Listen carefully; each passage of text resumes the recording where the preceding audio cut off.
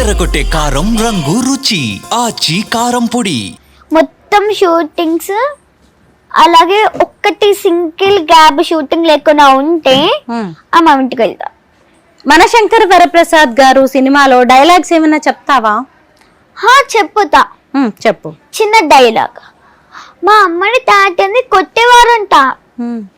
అది నిక్కీ ఒక డైలాగ్ అడుగుతుంది కదా, మీరు మా మమ్మీని పెళ్లి చేసుకోవచ్చు కదా బాగుంటుంది అని. ఎంత మంచిగా అనిపిస్తుందో అక్కడైతే. అవును, రియల్ గా కదా.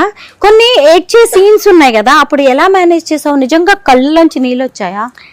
ఆ సీన్ ద్వారా మనం అక్కడ చేస్తున్నాం, ఆ ఫీల్ లో ఉండాలి, నాకు అది జరుగుతుంది అని ఊహించుకొని ఏడవాలి. అవునా? చాలా కష్టం కదా అలా ఊహించుకొని ఏడవడం. నాకేది కష్టం కాదు. కష్టం కాదా? శంకర వరప్రసాద్ గారు సినిమాలోంచి ఏదైనా పాట పాడతావా? మన శంకర్ వరప్రసాద్ సినిమాలోనా? సో మన ఆడియన్స్ కి నేను మీసాల పిల్ల పాడతా.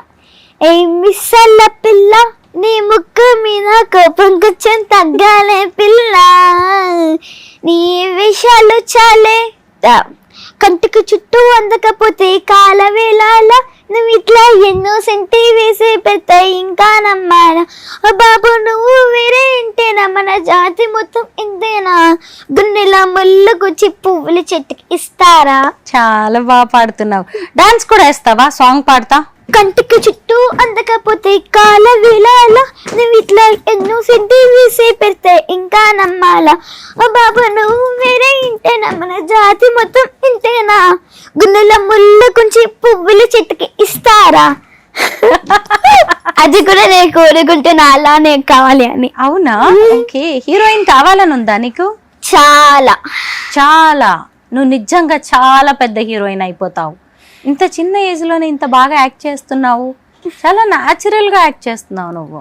రియలీ నేను అంతా చూసి సౌందర్య అంటే నీకు ఇష్టమా తల్లి? చాలా ఇష్టం. ఎందుకని? సో చెబ్బి. ఎందుకు ఏడుపు వస్తుంది నీకు? ఇటు చూడు. ఎందుకు ఏడుస్తున్నావు? యాక్చువల్లీ చనిపోయిందనా? సౌందర్య చనిపోయిందని ఏడుస్తున్నావా చిట్టి తల్లి? ఇప్పటికీ తను ఉంటే. నువ్వేమైనా చూసావా సౌందర్య సినిమాలు? ఓ, ఎందుకు నీకు అంత సెంటిమెంట్ అసలు నీకు సౌందర్య అంటే? త్వరణ దారునే నేను యాక్టింగ్ నేర్చుకున్నాను. ఓహో, సౌందర్యాన్ని చూసా. ఏం సినిమాలు చూసావు నువ్వు? సౌందర్య సినిమాలు. అమ్మో, ఇంత ఇష్టమా నీకు సౌందర్య అంటే? ఊహా. ఓహో, ఎందుకు ఏడుస్తున్నావు నానా? ఆంటీ చనిపోయారనా సౌందర్య ఆంటీ? అక్కనా? అందరూ అక్కలేనా నీకు?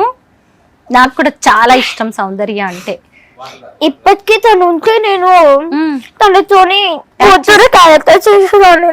నిజమే కదా? అయ్యో, ఏంట్రా నీకు ఎంత ఇష్టమా సౌందర్య అంటే? అయ్యా, ఇంత చిన్న పిల్లలకు కూడా నిజంగా సౌందర్య అసలు ఒక ఇన్స్పిరేషన్ గా ఉండడం గానీ అసలు మామూలు విషయం కాదు. సౌందర్యని ఎప్పటికీ మర్చిపోలేరు. ఒకప్పుడు సావిత్రి ఎలాగో, ఆ తర్వాత ఇంకో జనరేషన్ కి సౌందర్య అలా ఉండేవారు.